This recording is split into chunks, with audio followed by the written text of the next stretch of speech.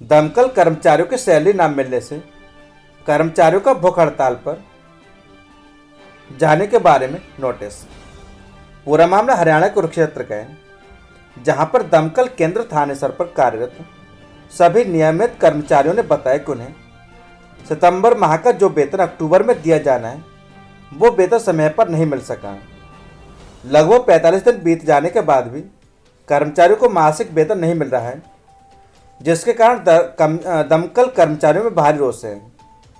साथ ही उन्होंने कहा कि हमारा मासिक खर्च वेतन पर ही निर्भर है। स्कूल में जाने वाले बच्चों की मासिक फीस, बैंक से लिए गए लोन, घर के खर्च आदि मासिक वेतन पर ही निर्भर करते हैं। वेतन न मिलने के कारण हम सबकी दयनीय स्थिति है। यदि दमकल विकास से कोई भी कर्मचारी वेतन के बारे में नगर परिषद थानेसर में संबंधित अधिकारी के पास जाते हैं तो उनको कोई संतोषजनक जवाब नहीं मिलता। उन्होंने मांग की कि हम सभी का सितंबर माह का वेतन दिलवाने का कष्ट करें। साथ उन्होंने बताया कि पिछले कई वर्षों से कर्मचारियों को त्यौहार से पहले वेतन नहीं मिल पा रहा है। साथ उन्होंने निवेदन किया कि दमकल केंद्र पर कार्यरत नियमित पेरोल अधिकारियों को दीपावली से पहले अक्टूबर माह का वेतन दिलवाने का कष्ट करें, अन्यथा समस्त दमकल कर्मचारी दीपावली के अवसर पर काली दिवाली मनाने को मजबूर होंगे। यदि वेतन के बारे में संज्ञान नहीं लिया गया तो समस्त कर्मचारी काली पट्टी लगाकर नगर परिषद थानेसर से पक्षपात रवैये के कारण रोष प्रकट करेगा। साथ ही कर्मचारी वेतन न मिलने के कारण ड्यूटी पर रहते हुए भूख हड़ताल करेंगे। रिपोर्ट अजय ठाकुर, न्यूज आई से live state head, Haryana. Sir, हम दमकल केंद्र के कर्मचारी हैं और नगर परिषद के अंडर काम करते हैं। तो समस्या ये है कि हम पिछले 3 साल से एक समस्या झेल रहे हैं कि दिवाली के टाइम हमें सैलरी नहीं मिलती कभी भी।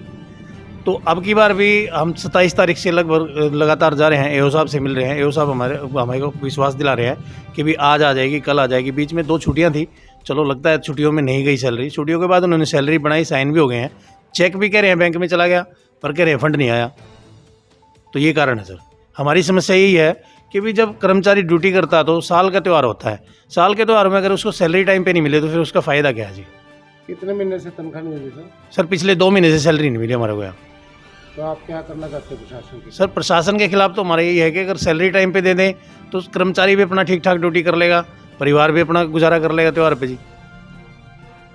हमारा मेन ये है सर, अगर हमें आज के दिन सैलरी नहीं मिली है तो कल हमारा जितना भी स्टाफ है जो अब यहाँ है, जो घर गया हुआ है, वो कल काली दिवाली बनाएगा। पहली बार ऐसा हुआ कि कोई कर्मचारी काली दिवाली बना रहा है सिर्फ सैलरी की वजह से, और हम भूख हड़ताल पे रहते हुए इस दिवाली को काली दिवाली घोषित करें। श्रीमान जी, कल हमने हमारे डीएमसी साहब को सूचना दी थी अपने एक माध्यम से। तो डीएमसी साहब ने सेक्रेटरी साहब को आदेश दिए तो हमें सूचना मिली थी कि कल तनख्वाह मिल जाएगी, लेकिन तनख्वाह हमें कल भी नहीं मिली। तो आपके चैनल के माध्यम से यही है कि हमें जल्द से जल्द आज के दिन ही तनख्वाह दे दी जाए।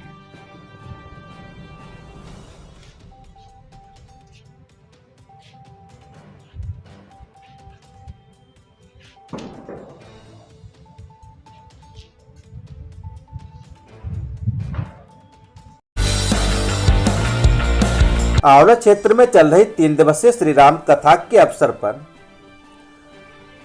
काफी भक्त उपस्थित रहे। आपको बता दें कि भक्त कथा सुनकर हो रहे भाव विभोर। पूरा मामला उत्तर प्रदेश का बरेली जनपद की आंवला का है, जहां पर श्री राम कथा की तस्वीरें हमें भेजी है सरस सक्सेना ने, जिनमें कथावाचक गुरुदेव ब्रजेश शास्त्री के द्वारा श्री राम कथा के प्रसंग सुनाए गए।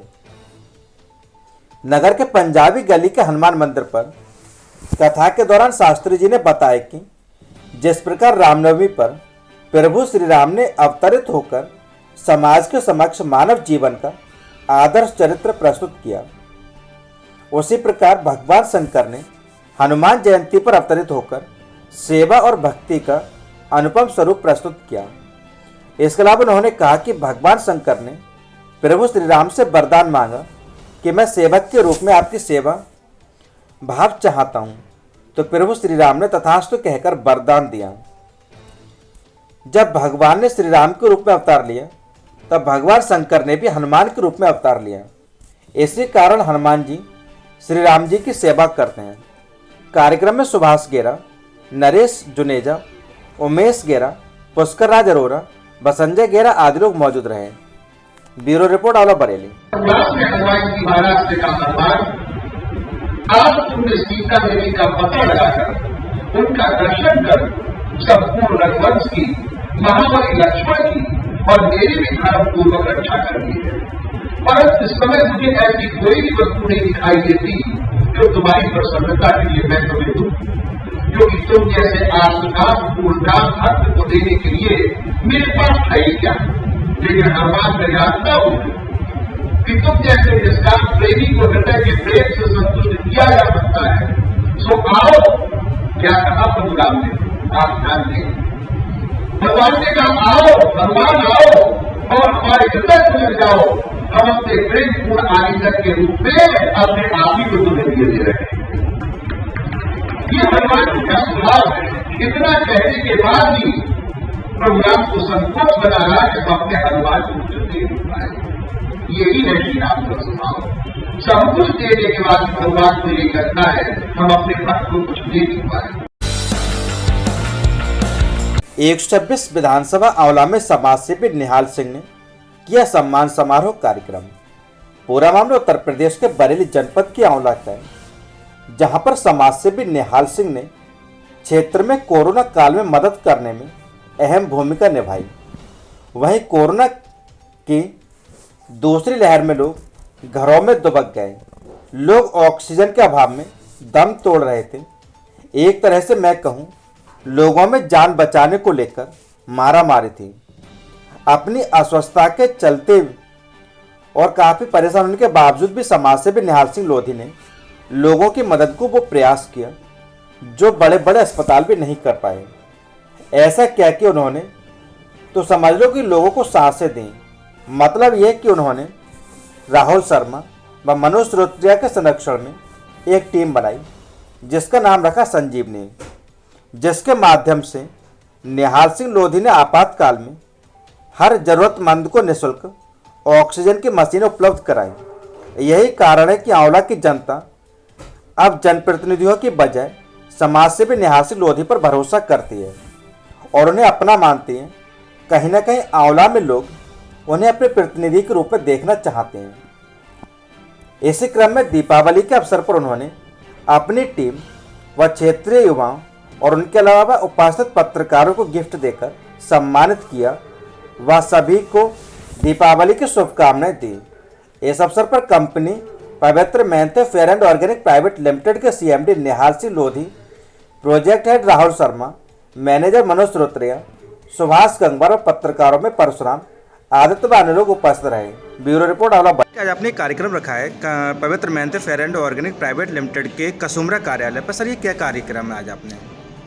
देखिए, दीपावली हमारे यहाँ बड़ी खुशियों का और प्रकाश का पर्व है, तो यहाँ हम अपनों के साथ मिलके एक दो उपहार का भी शेयर करते हैं और शुभकामनाएं भी देते हैं। तो उसी शुभकामना संदेश के लिए, एक दूसरे को शुभकामनाएं देने के लिए और एक उपहार के लिए, जो हमारी परंपरा है, ये कार्यक्रम आज रखा गया। तो आपने यहाँ पे टीम के साथ में किन लोगों को सम्मानित किया था? मेरी टीम के साथ साथ कुछ समाज सेवी, वरिष्ठ समाज सेवी और हमारे पत्रकार बंधु, कुछ युवा, इन सभी के साथ हमने इस दीपावली को मनाया। आंवला अलीगंज मार्ग की हालत जर्जर, कोई देखने वाला नहीं। पूरा मामला उत्तर प्रदेश के बरेली जनपद की आंवला का है, जहां पर अधिकतर संपर्क मार्ग जर्जर हालत में है। कई बार तो यह भी सोचना मुश्किल हो जाता है कि सड़क में गड्ढे हैं या फिर गलती से सड़क गड्ढों में आ गई। चलिए अब हम लोग आगे बढ़ते हैं और बात करते हैं सरकार के नियमों की। तो सरकार ने कहा था कि यूपी की सड़कें गड्ढा मुक्त होंगी, मगर उन्हीं का पीडब्ल्यूडी विभाग आंखों पर पट्टी बांधे बैठा है। यह सरकार के नियमों की धज्जियां उड़ा रहा है। कारण जो भी हो, मगर आज हम आपको आंवला से अलीगंज की हालत का वीडियो दिखा रहे हैं। जैसा कि आप देख रहे हैं, ये रोड सिंगल सड़क है, जहां पर एक बार में एक बड़ा वाहन निकल सकता है, या सामने से दूसरे वाहन को क्रॉस करना हो, या किसी वाहन को ओवरटेक करना हो, तो इसके लिए आपको सड़क की साइड लेनी पड़ेगी। और अगर आपने ऐसा किया तो आपको नुकसान उठाना पड़ सकता है। जी हाँ, ये सच है कि सड़क में जो गड्ढे ही गड्ढे हैं, सड़क किनारे इतने गड्ढे हैं जिसे आप वीडियो में देख सकते हैं। इसके अलावा सड़क किनारे पर लगी ईंटें ऊबड़ खाबड़ और उखड़ी हुई हैं, जिन पर अक्सर बाइक फिसल जाती हैं, मगर इस ओर कोई देखने वाला नहीं है। चलिए आज की घटना हम आपको दिखाते हैं, जहां पर किसान पुआल से भरे डंलप लेकर जा रहा था, जो कि जर्जर रोड और सुस्त सरकारी मशीनरी के चलते खाई में पलट गया। बेबस किसान उसे निकालने की जोड़तोड़ कर रहा है। यह वह घटना है जिस पर हमारी नज़र पड़ी और हमने आपको दिखाया। और भी घटनाएं ऐसी हैं जिन पर हमारी नज़र नहीं पड़ती, और जिनकी नज़र पड़ती हैं वे या तो नज़र बचा लेते हैं या फिर बेबस हैं। अब देखना यह है कि सरकार पीडब्ल्यूडी विभाग पर क्या कार्रवाई करता है, या फिर पीडब्ल्यूडी विभाग सड़क को सही कराने में कितना समय लेता है। Bureau report, Aonla Bareilly. क्या नाम है आपका? आप कहाँ रहते हैं? थोड़ा तेज आवाज़ में बोलिए। अच्छा, जो डल्लव पीछे पलटा हुआ है, पुआल से भरा हुआ, तो वो किसका डल्लव है? पूरा मतलब आपका। तो ये कैसे पलट गया, क्या हुआ इसको? जो अलीगंज से आंवला वाला रोड है, ये काफ़ी रोड ख़राब है। यहाँ पे एक बार में सिंगल ही सवारी निकल पाती है। जैसे चाहे बस निकल रही है, सिंगल ही निकल पाएगी, दूसरे निकलने में काफ़ी परेशानी होती है। तो ये रोड इतना ख़राब कब से ही है? आपने किसी से उसकी मांग की सही कराने की? आपने मांग मतलब लोगों ने कहा कि रोड सही हो है? अच्छा, तो आप लोगों को परेशानी का सामना उठाना पड़ता है। चलिए।